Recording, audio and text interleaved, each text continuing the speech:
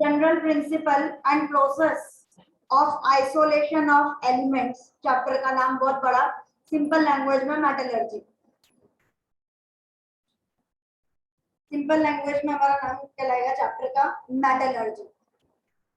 यहीं से स्टार्टिंग कि व्हाट इज मेटलर्जी, सुना होगा नाम कि हाँ भाई मेटलर्जी करके कोई प्रोसेस होती है, कुछ चीज होती है। एनीवन, किसी को मालूम क्या होता है?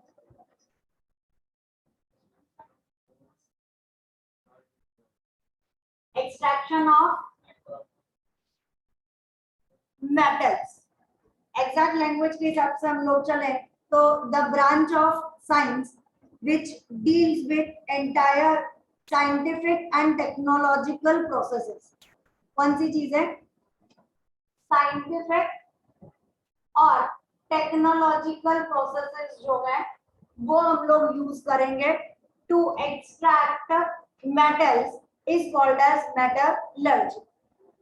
जब भी मेटलर्जी की बात आएगी तो हमारे पास में दो वर्ड्स रहेंगे, एक है ओर्स और एक है मिनरल्स। हमेशा हमारे को सबसे पहला स्टार्टिंग पॉइंट ही यही है कि व्हाट आर ओर्स और व्हाट आर मिनरल्स। तो the mineral from which metal is extracted economically and profitably is called as ore। Actually जब भी हम लोग एक्सट्रैक्शन की बात करेंगे कि हाँ भाई मुझे कोई मेटल चाहिए, तो नेचुरल सी बात है कि हम लोग कहीं से मिट्टी, कहीं से रॉक्स, ऐसा सब कुछ लेकर आ रहे हैं। भाई आपको कोई बोले कि भाई गोल्ड कहाँ मिल रहा है, कॉपर कहाँ मिल रहा है, एल्यूमिनियम कहाँ मिल रहा है, तो all these are found in earth's crust.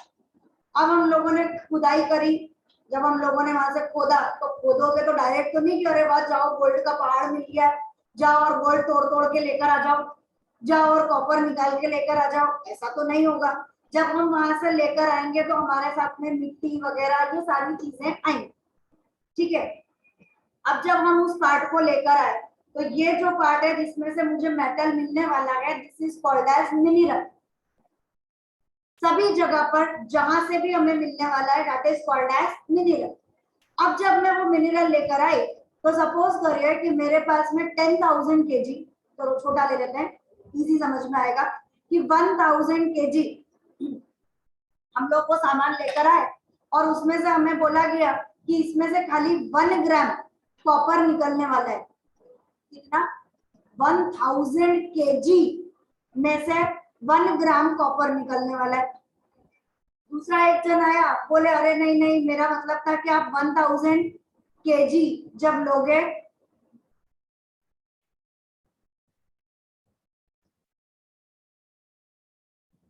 अब वही चीज हमें बोले कि बोले आप ये 1000 केजी ले लो और इसमें से आपको 1 केजी के आसपास कॉपर निकलने वाला है या 100 ग्राम कॉपर निकलने वाला है, क्या प्रिफर करोगे? 1000 केजी में से 1 ग्राम वाला या 1000 केजी में से 100 ग्राम वाला? नेचुरल सी बात है, हम लोग प्रिफर करेंगे 100 ग्राम वाला। अब दूसरी बात ये कि जब वो 100 ग्राम वाला हम लोग निकालने जा रहे हैं तो उसका प्रोसेस कैसा है? इजी है, हार्ड है, मुझे कितनी मशीन्स लगानी पड़ेगी, उसके एक्सट्रैक्शन के लिए मुझे किन किन चीजों को हटाना पड़ेगा, मेरा वेस्ट मटेरियल कितना निकल रहा है, मुझे टेम्परेचर कितना मेंटेन करना है, कैटलिस्ट कैसा चाहिए, ये सारी चीजें हम लोग कंसिडर करते हैं। और ये सारी चीजें कंसिडर करने के बाद अब जो मिनरल हम लोग लेकर आए जिसमें से हम वो कॉपर या एल्यूमिनियम या कोई भी मेटल एक्सट्रैक्ट करने वाले हैं दैट इज कॉल्ड एज ओर। पता चलेगा जो कुछ भी अर्थ क्रस्ट में है वो सब कुछ कहलाएगा मिनरल। उसके अंदर मेटल है इसलिए वो कहला रहा है मिनरल। लेकिन ऐसा मिनरल जिसके अंदर से हम लोग वाकई में एक्सट्रैक्ट करने वाले हैं उसे बोला जाएगा ओर। तो the minerals from which metal is extracted economically and profitably is called as ore. बाकी जो कुछ भी अर्थ क्रस्ट में प्रेजेंट है जहां पर भी मेटल है वो सब कुछ कहलाता है मिनरल्स। तो all ores are minerals, but all minerals are not ores. हर एक मिनरल में से हम एक्सट्रैक्ट नहीं करने वाले, हम हमारा फायदा देखेंगे तभी हम उसमें से एक्सट्रैक्शन करेंगे. तो all minerals are not ores, but all ores are minerals. अब आपको जो भी लिखना है, नेक्स्ट हेडिंग आप लोग डालेंगे modes of occurrence. Modes of occurrence of elements. यहाँ बेटा हम लोगों ने कॉमन वर्ड यूज किया, हमने मेटल या नॉन मेटल नहीं बोला, हम लोगों ने एक कॉमन वर्ड यूज किया कि modes of occurrence of elements. Elements occur होते हैं दो तरीके से, या तो वो अकर होंगे उनके नेटिव स्टेट में और या फिर वो अकर होंगे उनके कंबाइंड स्टेट में. नेटिव स्टेट का मतलब होता है जब हम अकेले की बात करें, जैसे less reactive metals, silver, gold, ये सब कहलाएंगे कि ये अपने नेटिव स्टेट में मिल रहे हैं. जो भी कंबाइंड स्टेट में होगा तो जितने भी हमारे पास मेटल्स हैं normally they are found in the form of their oxides, in the form of their sulphides and in the form of their carbonates. जैसे हम जिंक की बात करें तो जिंक ऑक्साइड के फॉर्म में मिलेगा या जिंक कार्बोनेट के फॉर्म में मिलेगा. कैल्शियम है कार्बोनेट के फॉर्म में मिलेगा. जिंक जो है वो सल्फाइड के फॉर्म में भी मिल सकता है. तो जो भी मेटल्स हैं since they are highly reactive, metal की टेंडेंसी होती है इजीली रिएक्ट कर जाना, तो रिएक्ट करने के कारण वो हमेशा हमें मिलेंगे in their combined state. Combined state कौन कौन सी हो सकती है? Oxide, sulphide, carbonate. मेन हम लोग ये तीन ही मान के चलते हैं कि सबसे ज्यादा जो मिलता है वो मेटल इन्हीं चीजों के साथ में मिलता है. एक कॉमन एग्जांपल अपन ने जिंक का ले लिया कि we have zinc oxide, zinc carbonate and zinc sulphide. ठीक, कितना लिखिए. और दूसरा एक और चीज यहाँ पे याद रखिएगा, हाँ एक और मेन बात कि जो मेटल्स होते हैं they are mainly found in their oxidized form and non-metals are found in their reduced form. Oxidized form मतलब लॉस ऑफ इलेक्ट्रॉन, जिसका ऑक्सीडेशन हो रहा. तो मेटल का टेंडेंसी क्या होती है? They are electropositive, they have tendency to lose electron. तो मेटल का जब भी कोई और मिलेगा, कंबाइंड स्टेट मिलेगी, तो वो कहलाएगा ऑक्सीडाइज्ड फॉर्म.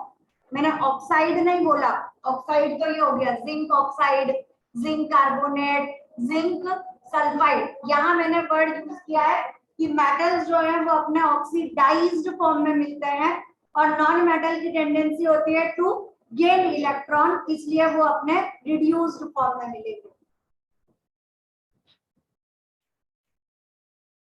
नेगेटिव स्टेट की डेफिनेशन रहती है कि the elements which have low reactivity, the elements which have low reactivity and are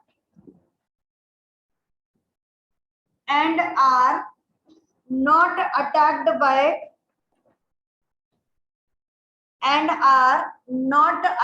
by air, moisture or carbon dioxide easily are found in their native state.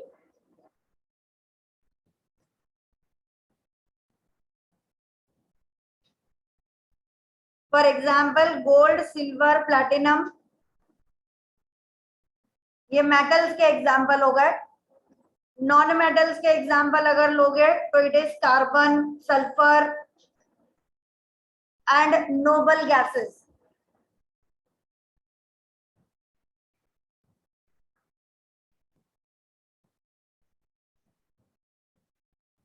ये वाले combined वाले they are highly reactive, मतलब more reactive, ऐसा word use कर सकते हो, and they have tendency to combine, to react.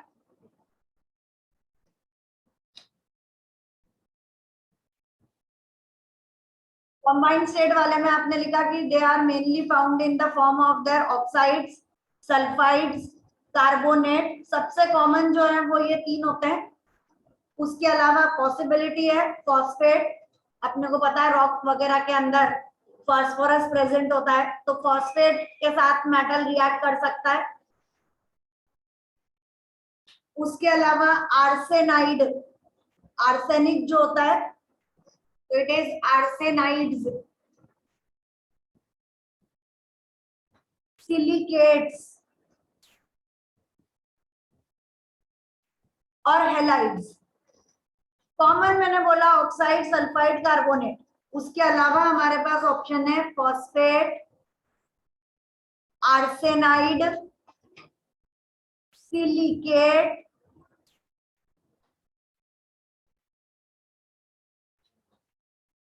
Halides.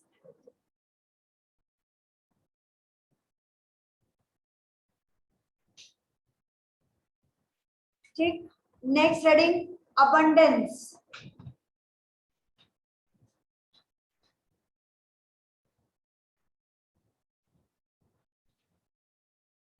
किसी का बाकी रह गया लिखना कंप्लीट?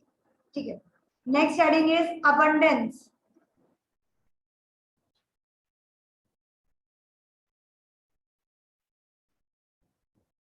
अब यहाँ पे हम एटमॉस्फेयर की बात नहीं कर रहे, वरना एटमॉस्फेयर की अगर बात करेंगे तो सबसे ज्यादा कौन सा एलिमेंट प्रेजेंट है?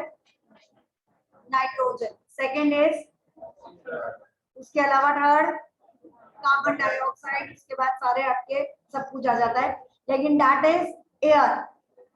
जब हम एनवायरनमेंट की बात करते हैं, एयर की बात करते हैं, तो नाइट्रोजन को हम मोस्ट अबंडेंट लेते हैं। हम अभी मेटलर्जी पे चल रहे हैं, यानी हम लोगों का जो भी रिलेटेड टॉपिक है वो कहाँ का चल रहा है? अर्थ क्रस्ट का चल रहा है। अर्थ के क्रस्ट के अंदर सबसे ज्यादा एलिमेंट कौन से प्रेजेंट है उसकी बात कर रहे हैं। तो अबंडेंस ऑफ एलिमेंट में आएगा, आपको लिखना है तो आप अर्थ क्रस्ट भी आगे लिख लो कि most abundant element in earth crust. First number पे आप लोग लिखेंगे ऑक्सीजन 49.5%। सेकेंड इज सिलिकॉन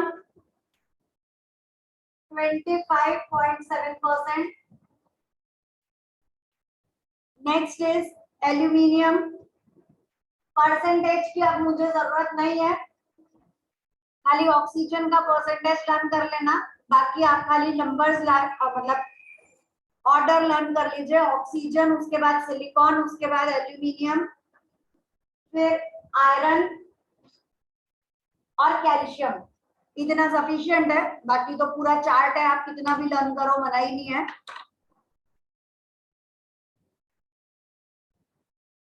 अब इसमें क्वेश्चंस अलग अलग तरीके से। पहला क्वेश्चन तो यही हो गया कि which is the most abundant element in earth crust. अगर मोस्ट अबंडेंट एलिमेंट वर्ड पूछा है तो most abundant element is oxygen, क्योंकि ऑक्सीजन मेनली हर एक चीज के साथ रिएक्ट करता जा रहा है। ऐसा नहीं बोला कि प्योर ऑक्सीजन प्रेजेंट है, प्योर ऑक्सीजन होता तो क्या बात है, प्योर नहीं, कहीं ना कहीं रिएक्ट करके वो अपने ऑक्साइड फॉर्म में कोई ना कोई चीज प्रेजेंट है, मतलब ऑक्सीजन प्रेजेंट है।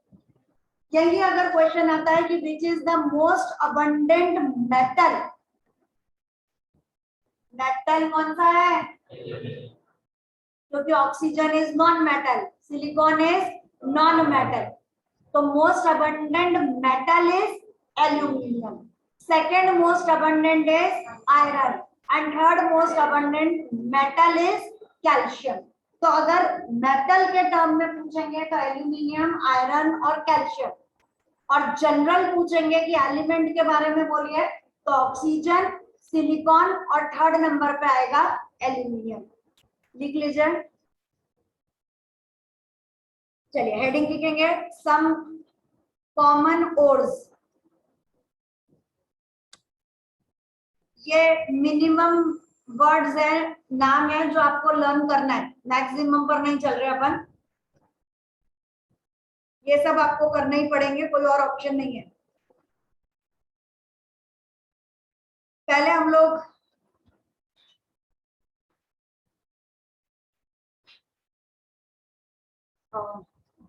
कॉलम वाइज या तो ले लो या जैसा भी करना हो। पहले हम लोग एल्यूमिनियम के ओर्स का नाम देख रहे हैं। तो एल्यूमिनियम के ओर का नाम है बॉक्साइट। लिखते जाइए साथ के साथ, एल्यूमिनियम बॉक्साइट।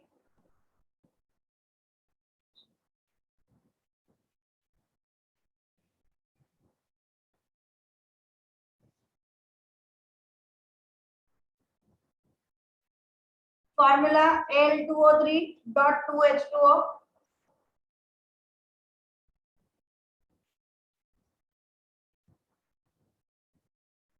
कई जगह पर आपको लिखा हुआ मिलेगा AlOX ब्रैकेट में OH P-2X। ये कहलाएगा इसका एम्पेरिकल फॉर्मूला, ये कहलाएगा मॉलिक्यूलर फॉर्मूला, क्योंकि अर्थ क्रस्ट में थोड़े बहुत चेंजेस इसके लिए पॉसिबल हो सकते हैं। तो ये इसका जनरल फॉर्मूला है AlOX ब्रैकेट में OH होल 3-2x।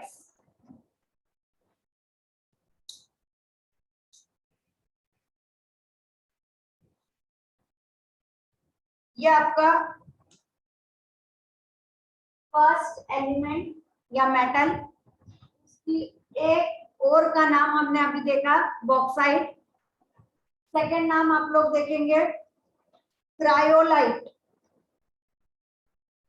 जो मेन है बेटा मैं वो करा रही हूँ, वरना तो 4-4 5-5 एक के हैं। Cryolite is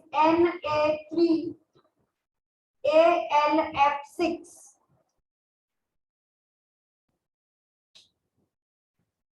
Na3Alf6।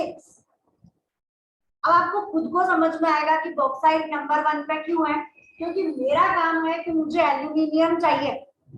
इस एल्यूमिनियम को चाहिए के लिए मुझे क्या रिमूव करना है, वाटर का मॉलिक्यूल, और क्या रिमूव करना है, ऑक्सीजन। समझ में आ रहा है। और यहाँ पर मुझे क्या रिमूव करना पड़ेगा, सोडियम रिमूव करो, फ्लोरीन रिमूव करो, तब जाके मुझे मिलेगा एल्यूमिनियम। तो अगर मेरे पास बॉक्साइट इजीली अवेलेबल है तो मैं क्या प्रिफर करूंगी कि बॉक्साइट से ही हम लोग एल्यूमिनियम को निकालें। ये हो सकता है कि हम लोग गुजरात में रह रहे हैं और ये जो है बिल्कुल नॉर्थ इंडिया में मिल रहा हो, मतलब हमसे थाउजेंड्स ऑफ किलोमीटर दूर मिल रहा हो बॉक्साइट। तो फिर एज अ बिजनेस पर्सन हम लोग क्या सोचेंगे कि भाई इतना सारा ट्रांसपोर्टेशन का खर्चा उठाने से बेटर है कि हम लोग क्या लेना चालू कर दें, क्रायोलाइट। तो इसीलिए वर्ड आपको दिया गया इकोनॉमिकली, कम पैसे में, एंड प्रॉफिटेबल। ठीक है, तो बॉक्साइट और क्रायोलाइट। सेकेंड हम लोग ले रहे हैं आयरन के लिए।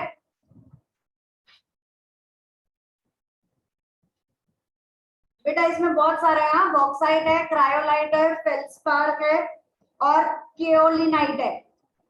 मैंने आपको 2 ही लिखवाए, आपको चाहिए तो भले मैं फोटो सेंड कर दूंगी, कोई बात नहीं, पर अपन वो लेके चल रहे हैं जो सच में हमें जरूरी है करना। आयरन, आयरन का first is haematite.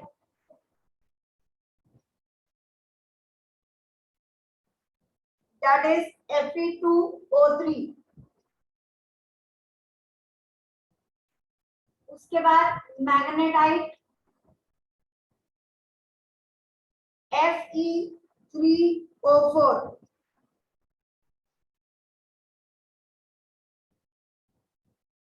Iron pyrite FeS2। अब एग्जाम में वो लोग आयरन पायराइट आपसे नहीं पूछेंगे, क्यों, क्योंकि उसमें आयरन वर्ड आ गया। आपको मालूम है कि it is a ore of iron. आपसे वो चीजें पूछी जाती है जिसका आपको कंफ्यूजन हो। अब मैग्नेटाइट तो वर्ड बता देगा यार मैग्नेट से रिलेटेड है, बोले अरे वाह आयरन होगा। तो ऐसी चीजें नहीं पूछी जाएंगी, पूछा वो जाता है जो आपको कंफ्यूज करे, ठीक है। तो हेमेटाइट, मैग्नेटाइट, आयरन पाइराइट, ये तीन हो गए। Next copper,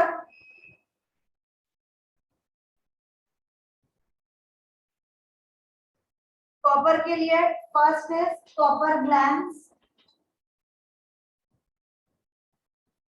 copper glance, glance की spelling GLANCE, copper glance. Formula उसका रहेगा Cu2S।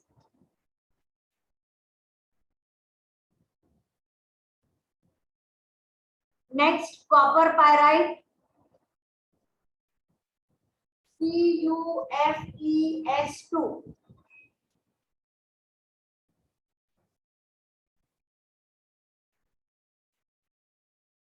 और third one is मैलेचाइट,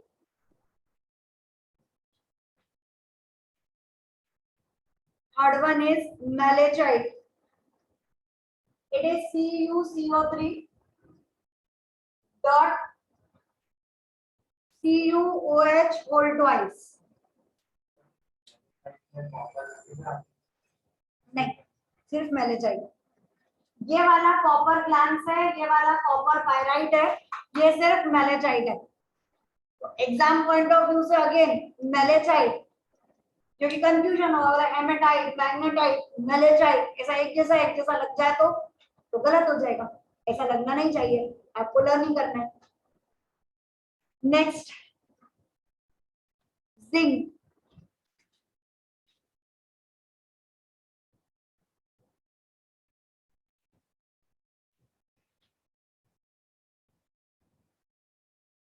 zinc first is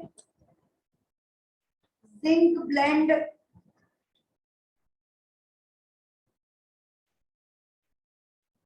zinc blende, BLENDE, blende. Formula रहेगा ZnS। सेकंड कैलेमाइन, आगे कुछ नहीं है, इट इज कैलेमाइन, ZnCO3।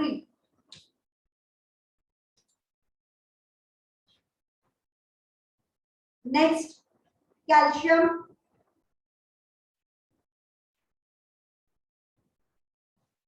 ये आपको नॉर्मली याद है, it is limestone,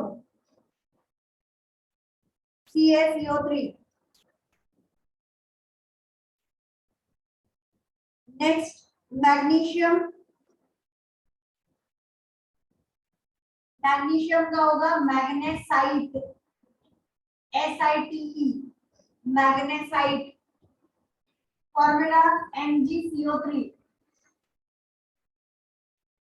next lead के लिए हम लोग पढ़ेंगे, इट इज गैलीना, PbS। और मर्क्यूरी का सिनेबार, बोर्ड पे लिखा है मैंने,